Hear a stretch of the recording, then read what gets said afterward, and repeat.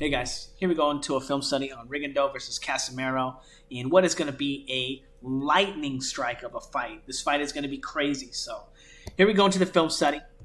So first off, we have Solis, who's playing the lead hand control game with Rigondeaux, right? He's controlling him, and he's actually able to beat Rigondeaux to the position here, get lead foot dominance, and throw his straight right hand. Now, Rigondeaux is very interesting of a fighter because he's not an aggressive fighter. He's not exactly a counter puncher, but when he has somebody hurt or he catches you with the punch, you've seen him just let go of his hands, right? And be very explosive, but we know that he just doesn't have a lot of ability to set that explosiveness up unless you allow him to have lead hand control or slow the pace of the fight down enough for him to go first enough, right? But if you're pressing him, he's not always able to stop you from coming forward. Now, here he goes. Again, notice he's not really pulling away from his opponent in any of this sequence, okay? All of his weight's still stuck on the front foot, and he just ate a big right hand. Now, as he's pulling out, he still doesn't bring his weight to the back foot and gets caught with a left hook. But I want to point out that he beat Solis to this position, okay? So when Solis comes forward with the hook, and he's going to take the lead foot dominance here after he throws it, boom. Rigondeaux is laser focused, straight left hand. Lead foot dominance, straight left hand. Right? And he's just on it at that point as soon as Solis starts getting lead foot dominance, right? So he's really good at attacking this position here, which is a main selling point of Rigondeaux's offense. Now, again, getting lead foot dominance, right? Solis is doing a fine job of getting his weight there. Excellent job of Rigondeaux getting his weight to the back foot here, drawing that attack towards there, and countering to the body. Resetting, counter. Reset, counter, right? Letting these punches go, but only in this one specific timing, right? Only when his opponent is on that front foot, boom, or taking lead foot dominance. So now we're going to take a look at a few more clips like that. Let me find that guy. Here we go. Now, this one is especially bad for Rigondeaux, as again, he doesn't really get his weight to the front foot. He's still on the front foot, even though Solis is on the front foot. They're kind of fighting for that position, and Rigondeaux doesn't even see the hook coming, okay? And he's going to eat that shot, and this is really bad, boom, for Rigondeaux, bah, as he gets hit with 3 hooks in a row, and at no point does he ever get his weight transitioned to the back foot. And he eats a huge hook there and is stumbled, right? Now, he wins this fight somehow by split decision, but he really took a beating in some of these situations because he's not really a back foot fighter. Again, he wants to fight on the front foot. He wants to be going forward. He wants to be getting into pendulum, okay? He wants to be getting his weight blasting forward and jumping into big punches. But the only problem is Rigondeaux doesn't really know how to set that kind of stuff up. And it takes him a long time of hand fighting and controlling, and it leaves him with a lot of opportunities to take advantage of that. Now, we're going to take a look at some clips of, let's see, who are we going to look at now? We're going to take a look at Casimero versus Tete, and what was, an obliteration of a fight, right? Didn't he just obliterate that guy? So we're not going to take a look at this clip first. We're going to take a look at this one? No? Where is that guy at? We have a lot of clips to go over, guys, so be excited. Be excited. Very excited, guys. I don't even have the clip anymore. I'm a dummy. Okay, all right. Not a dummy. Where is that clip? So this is one of the first engagements of Tete and Casimero. And Casimero is blasting forward with his predictable timing here, getting onto the line, lead foot dominance, and then throwing his straight right hand, and then throwing his big hook. Now, this is very, very, very important because of the fact that Casimero hasn't really figured out what Tete is going to do when he gets to this position, okay? And the reason that that's important is because we know what Rigondeaux is going to do. Now, I didn't show it in that clip, but a lot of it is going to be throwing his straight left hand, right? Throwing his straight left hand, throwing the left uppercut, right? Now, I don't know how good Rigondeaux's right hook game is. It doesn't always seem like it's great. It looks like he tries to keep his hand in position to jab. But that means that Casimero may be able to get to this position here really quickly and really easily, but he may also wind up eating a really quick hook, okay? Or a really quick uppercut, or a really quick straight left hand from Rigondeaux, because he's not checking, okay? He's only looking to get his weight and jump in right away and get into pendulum so he can really get his weight into that punch, okay? Not a lot of boxing and not a lot of hand control on the outside. As we're going to take a look at a lot of these other clips here of Casimero trying to let his offense go. Again, the same kind of offense. Now notice, very similar strategy and technique to Rigondeaux, right? Tete, very, very similar, just a big, big, big, tall version, right?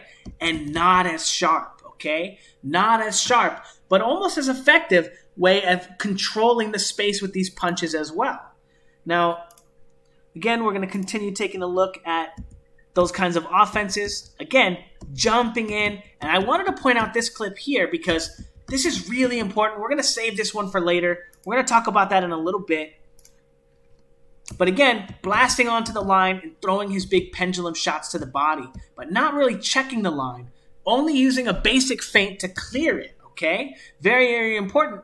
And Tete seeing it and penduluming off the correct way, trying to circle out, following his weight this way, right? And not circling out this way, very Zab Judah-like, right? So he can actually get off the line, and then he's not there for the hook, right? The right hook from, or the left hook from Casimero. Now, again, we're going to save this clip for later. But very basic. Now, again, boom, boom. And Tete finding control and finding opportunities to let his left hand go. Now, again, we know that Rigondeaux knows that timing. He knows that rhythm. He knows that pace. He knows those positions. He knows those punches much better than Tete.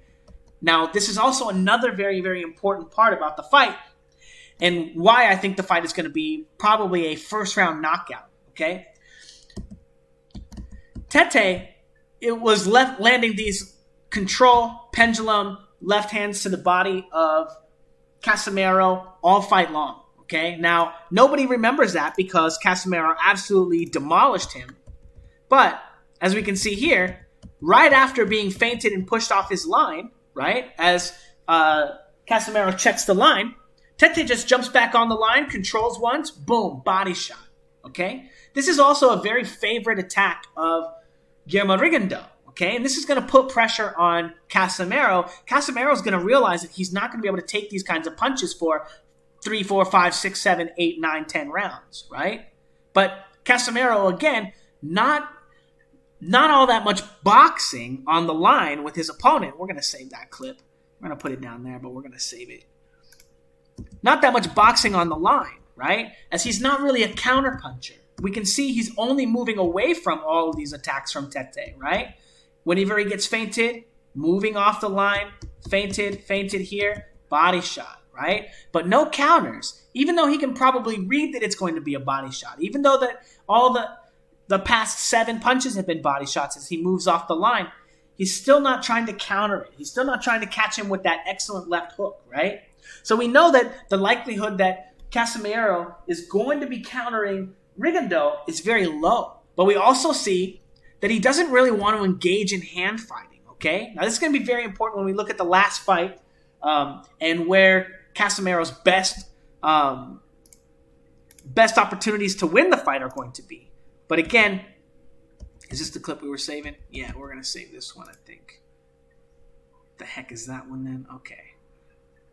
So now we're going to get to the knockout, okay? We're going to get to this punch here as, again, he's looking to set up this pendulum left hand, right? And this is Casimero's only source of offense, right? Is clearing the line with that left hand, finding a big left hand here, or a big right hand here as Tete rolls onto it, okay? Now, there's a few things that happen here. Number one, we saw that he was getting countered, right? And Tete was finding enough space to move off of the line to control Casamero's head. And then he was also finding time to counter Casimero with the right hook as well, not giving Casimero a lot of opportunities to land his punches. So what changed? Well, at the beginning of the third round, he gives him a double feint and then shoots his right to the body. But that right hand to the body is only to get him in position here so he can get a big leaping left hand pendulum cross off on Tete, okay? Because Tete was going to be doing that same thing where he moves off the line and then controls Casimero's head and counters, but he catches him with this shot instead. And now, the rest of the third round, instead of Casimero, or instead of Tete finding opportunities to counter, and we can see a little bit of it here. Let me see, where's that clip at? 248, yeah. Boom. Here, feinting, we see right after that engagement, instead, Tete going for a defensive approach instead of an aggressive one, okay? So even though he was being countered getting there, he found an opportunity to take away the counter from Tete and then found a way to start feinting him, right? Boom, boom, boom. And this is just, where's that clip at? Seconds after this, right? Seconds after that, and he's already created space on the line against Tete to start finding new opportunities for offense. So what does he notice? Well, when he feints forward now, instead of Tete moving back and setting up a counter, Tete rolls, he pulls away, okay? Now, he's pulling straight back, okay? This is one of the worst defenses in all of boxing. And any coach that says that you're going to pull away from a punch and break your body mechanics is never competed with real professionals, they don't know what they're talking about, okay? This is one of the worst defenses you can possibly have. Don't pull away, okay? Erickson Lubin learned this when he fought against Jermell Charlo, when Jermell Charlo knocked him out in the first round, okay? Pulling away from punches is very dangerous. So he sees this, he's pulling away, and then going down, right? Going low. We're going to take a look at what that gets him in this next clip, okay? So the same defense, okay? Casimero comes forward, probing with the lead hand, and Tete rolls away, and Casimero continues to take lead foot dominance and come forward and catches him and makes him roll onto that left hand, okay? Excellent adjustment from Casimero, okay? Controlling with that lead hand, pushing him, he pulls away, but now he has nowhere to go with his weight but back to that position because he broke his body mechanics. Okay, so now he's going to go forward and he's going to be rolling into Casimero's punch. Okay, he was expecting to pull back onto the line. He did pull back onto the line and he pulled back into Casimero's punch, and the fight is over. Catches him with another shot after he's stunned, and he just obliterates him from there. So, what does all this mean? Okay, what does all this mean? Well, we do see that Casimero, all of his offense comes from that pendulum step, controlling the space. So now the question is, what Rigondeaux are we going to get? Okay? What is Rigondeaux going to do? Now, for that, we're going to take a look at about the first minute of this fight with him and Julio Ceja, a very recent fight of his. And there are going to be such striking differences in the first minute of the fight. So Ceja trying to get to the front foot. Obviously, that's going to be something that Casimero is going to be trying to do. So what happens the next time that Ceja gets that front foot here, right? He's moving to the right side. He's getting that lead foot dominance and immediately gets feinted, moved off the line, and walked into a straight left hand, okay? So even though Casimero is going to be looking to get to that side of the line or get to this position on the front foot, he's going to still be having to contend with Rigondeaux controlling the space once he gets there. Now, if we look at the clips from Casimero, Casimero doesn't come in crossing the line, right? He comes in from the back foot, right? Which means that he's going to have to contend with the straight left hand much more often than it looked like Ceja is going to here. We're going to continue looking at this. But as Ceja gets here to this front foot, he's very susceptible, right? Getting to these positions. No lead foot dominance here, but we do know, again, hand fighting. pushing him to the back half of the line. Oh, so that also is going to be another thing. In the clips with Solis, he didn't really have to contend with the jab at all, right? Because he was always on the front foot, right? So it was only the left hand. If he's going to be staying on the back foot, maybe Rigondeaux is going to be throwing more jabs. Slips to the outside of that jab, and now he's landing the straight left hand, right? Excellent work from Rigondeaux. And again, we know he's capable of doing this 20 seconds into a fight because that's his favorite punch, right? Again, look at all the space he has here that his opponent is giving him, right? Rigondeaux has unlimited space. Even though he's finding his opponent in the same position, he's ready. Oh, he's not ready. He has to take lead foot dominance. Oh, he didn't throw it. I thought he was going to throw it. So, what's his name? Ceja stepping to the ends. Oh, no.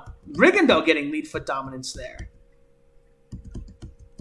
Pushing him to the back foot, feinting him low, shooting the straight left hand. But able to be much more aggressive.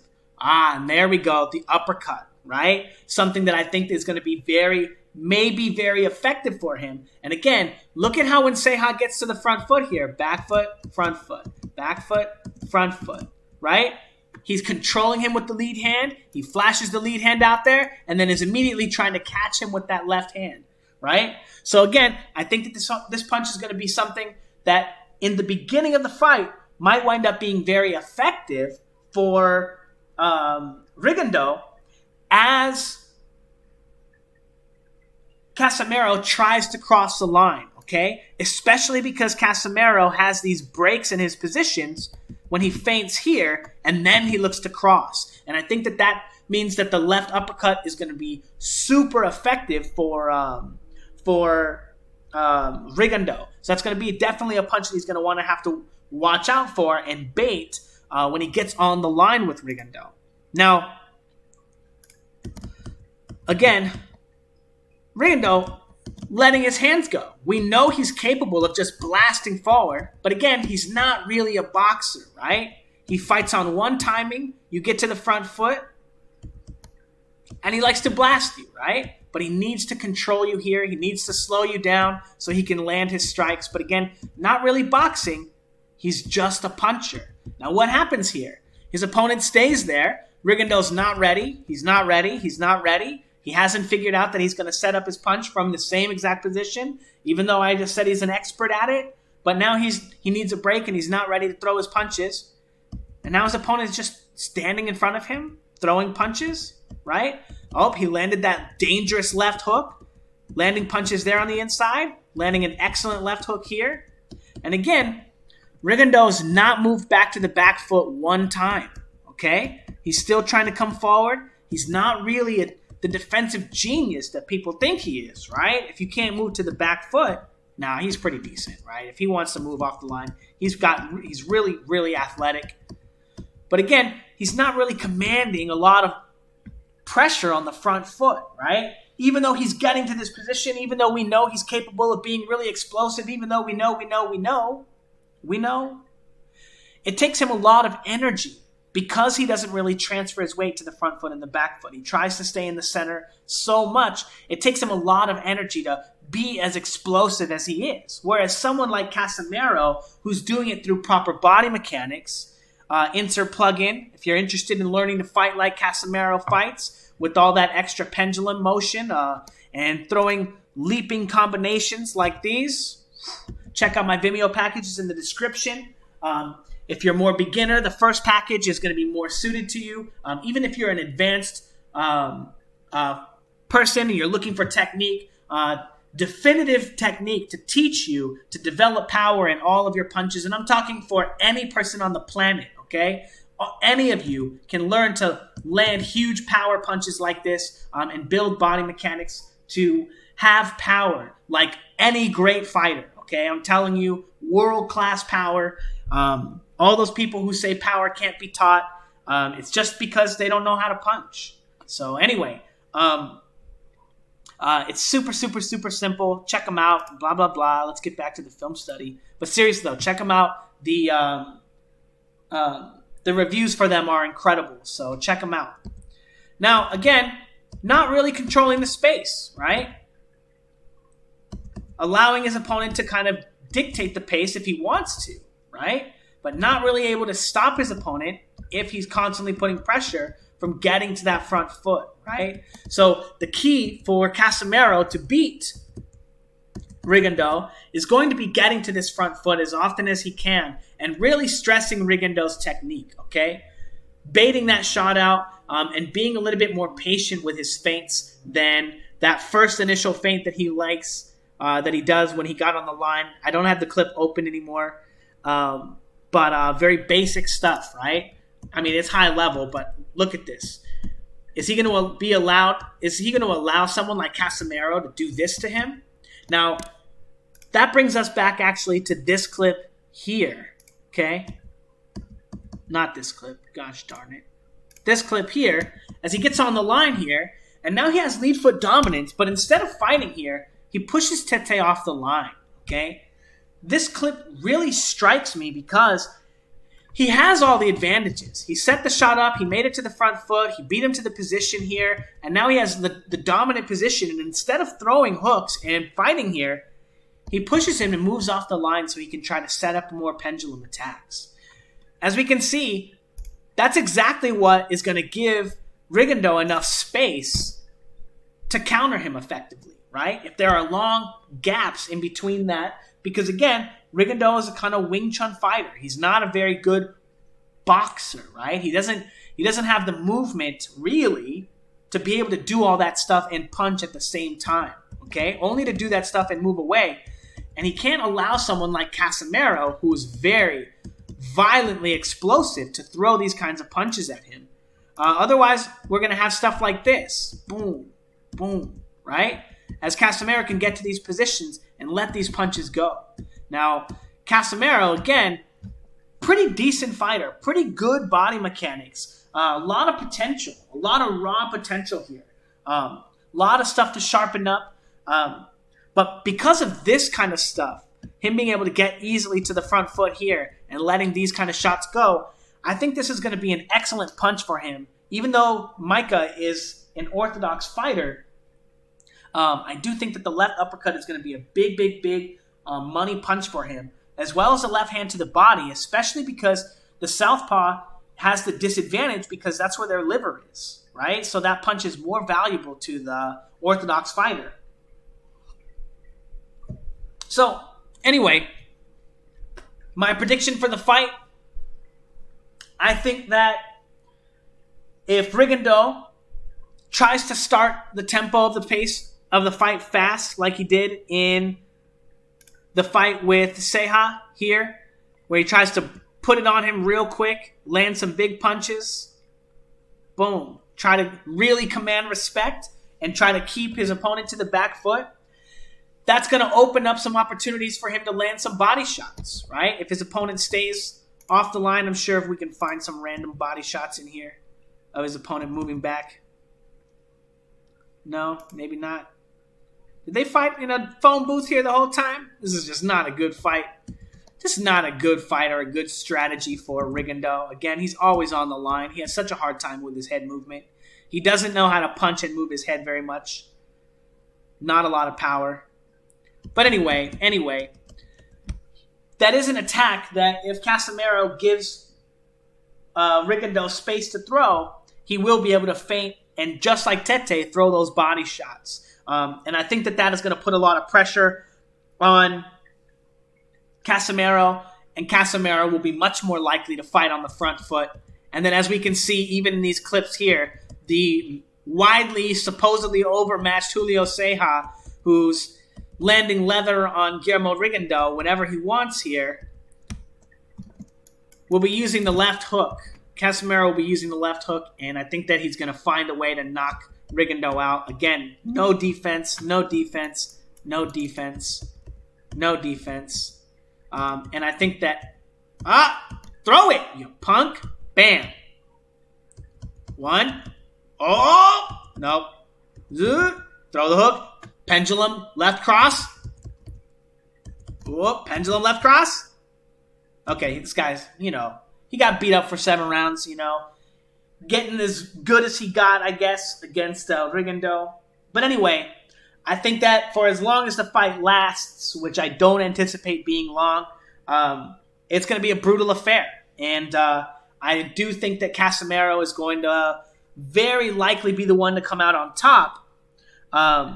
Just because I think that Casimero is going to be a little bit more dynamic with his opportunities on the line. I don't think that Rigondeaux has very many places that he can safely find offense, as Lomachenko proved. He just doesn't have the dynamic ability to, solve problems on the line in positions that, he just doesn't practice enough positions. And I think Casimero will be able to stress his technique and find opportunities to land that, insane left hand here. Even though we don't really get to see it here, we'll get to see a pretty good one here. Boom. Excellent, excellent shot. And most of the clips of that knockout were just absolute trash. None of them were very good. But excellent shot. Excellent, excellent shot here. Boom. You can see his head wobble. Wobble, wobble. Wow. Wow. Anyway. Yeah, and I think that Casimero is very likely going to knock him out in the first round. But that doesn't mean that I don't think that Casimero is going to get hit. I do think he's going to get hit. I think he's going to eat a couple of left hands. Boy might even go down himself. And but I don't think that Rigondeaux's got the power to really stop Casimero with one punch. It's going to take Rigondeaux a lot of punches to do it. And the only way that Casimero loses this fight is if he gives Rigondeaux enough space to win rounds with the pendulum left hand to the body. Because he doesn't want a hand fight and he doesn't want to fight on the inside. So I do expect Casimero to fight a little bit more on the inside than he fought with Tete, simply because he's going to be so much bigger than Rigondeaux. I think that Rigondeaux is pretty small. And I think Tete was pretty big, right? He was a big, big, big dude. Yeah, let me see how tall that guy is. Zolane Tete. 5'9", yeah, and he's only, I think Rigondeaux's 5'4", and Casimero, I think, is the same size. So, yeah, I do expect a little bit more fighting on the inside from him. I think maybe it could have been a height thing. Maybe he's just intimidated or something. I don't know. But anyway, yeah, let me know what you guys think in the comments below. And if you're looking for more film studies, like this, full fight film studies and stuff like that, check out my Patreon. Or if you're looking for boxing coaching and you're looking for private coaching, you want to get better at striking, you want to get better at boxing, you want to get better at positions, you want to get a better understanding. The private coaching also has access to the Patreon videos as well. So yeah, check it out. Thanks, guys.